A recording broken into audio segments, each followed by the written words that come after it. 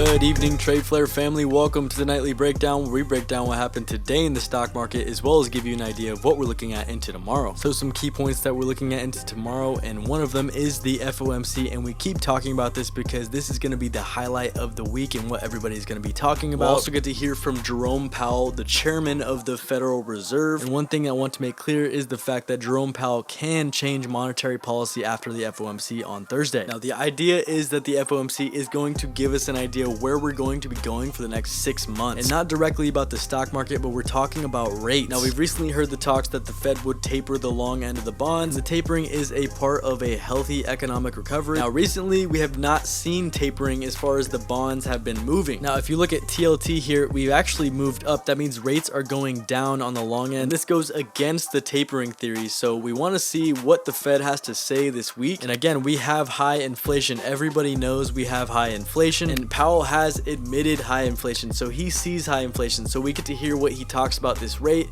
and whether it's inbound with their expectations. Now, he very well could go ahead and announce some adjustment to monetary policy, which could really shock the market immediately. I don't think this will happen, but a surprise could definitely happen. Next key point is that the Dow is lagging, and overall there is some market breadth. There's some split sectors. On the downside today, we had energy, industrials, financials, and building materials all heavy in the Dow. Now, on the other hand, we had tech leading with utilities, healthcare, and consumer discretionary right behind. One thing to note is that healthcare was down a lot this morning, and they climbed back towards the end of the day, and I think that was one of the leading factors towards the push that we saw at the end of the day. Now, my next key point is tech, and tech has been on a tear, and everybody's been seeing this. We've been seeing the big tech names especially start to move, like Apple, Facebook, Netflix, Amazon, Google. Now, if we do continue to see these big names go higher, we will go higher on the SPY. And notice on the SPY today, as far as everything else was, there was a very low volume day other than tech, and this could be pointing towards a tech breakout, so we'll be watching tech especially into tomorrow. So let's head over to the watch list, and first on the watch list I've got Square. Now, if you've been following these videos, you saw that we talked about Square when it was back around here at 210, and we saw this bullish engulfing candle. So congratulations if you made money off some calls. We had called out some calls in our Discord, so shout out to the TradeFlare family members that made money off of those. Now, is this thing done? I don't really think so. Now, to show you why, I want to bring up this general range that we have from $208 all the way up to $243. I do want to point out, just like the 3 times over here, we looked below this range, failed back into it, and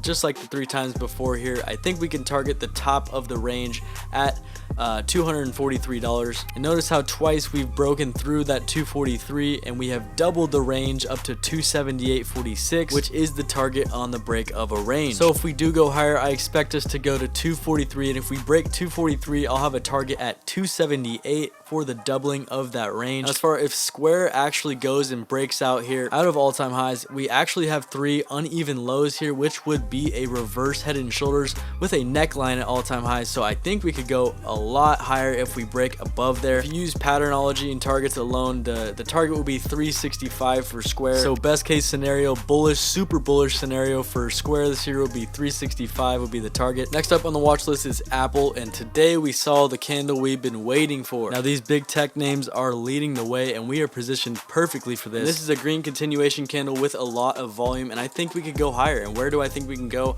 I definitely think we can go up and test this 135 level. And it's important to notice that we haven't seen a candle like this from Apple in a long time. With this influx of volume in this long body green candle, I definitely think we can go higher. Congratulations for those who made money on this one in the Discord today. Next up is Qualcomm, and this is another one that I've been waiting for it to move. Again, long bodied breakout continuation candle on the daily here. We broke out of this range that we had been stuck in for about 2 weeks here. Now, just eyeballing it here on the daily chart, if I double this range, my target should be somewhere around 139, 140. So if we break above today's range, that's where I think we're headed first. If we break out of that, that could be pretty good. Yeah, above 140.45, we've got poor market structure, and I think we could see a break all the way to 151. And that is the bull case for the next few months. Chip makers really started to get going here this morning. I'd really like to see if that will continue into the upcoming week. Next up on the watch list is JP Morgan. This is one of my long-term investments since that has been performing pretty well for me. Now I'm looking to play the ball as it lies with this one. It's in a really interesting spot for me. Now we've broken through our most recent support trend line. Now we're using the resistance of this old range as new support. Tomorrow, if we do fail back into this range, I would expect and target the downside of the range at 148. In that case, I'm looking at the July 2nd 148 puts. Now if we do get this strong bounce tomorrow, we could go higher, but I think we could consolidate at this level. I'm really watching to make that money on the way down if we do break back into this range, so watch for this. Last up is a member suggestion. This is Altria MO, and this is a value stock, so I do like Altria. We do have the shares of Altria. This is a high dividend company. They pay a 6% dividend, and it is typical to see some sort of move after a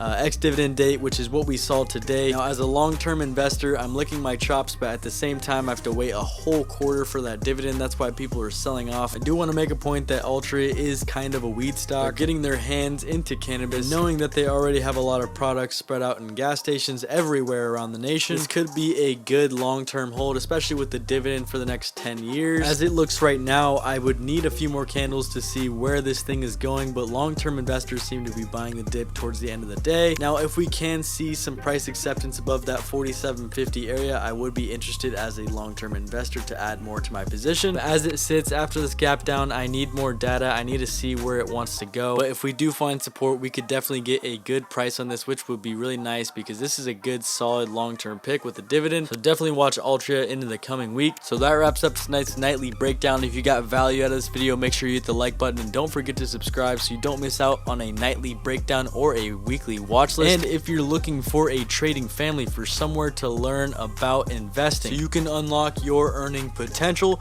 check out the link in the description below and join our Discord. Upgrade to TradeFlare Pro for the full experience. As you can see here are some profits from some of our recent plays. All of our members had access to when we made these trades and why we made these trades. These are also some trades that are broken down on the breakdowns every night. And the best part is that we only charge $9.99 a week or $25 a month. Now remember, we are not financial advisors and nor do we claim to be. The stock market is risky. You could lose money, so use all the information inside of these videos and inside of the Discord at your sole discretion. And as always, you cannot forget that time is your most valuable asset, so quit wasting it. Get up, get out, and go get it, my friends.